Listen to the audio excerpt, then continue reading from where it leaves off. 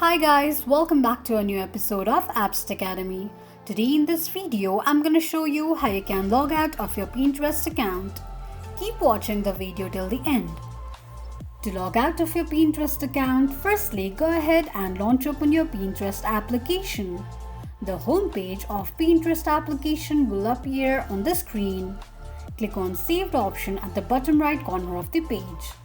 On the next page, click on your profile icon. The profile section of your Pinterest account will appear on the screen. Click on little gear icon at the top right corner of the page. From the displayed option, tap on Logout. It will log you out of your Pinterest account in no time.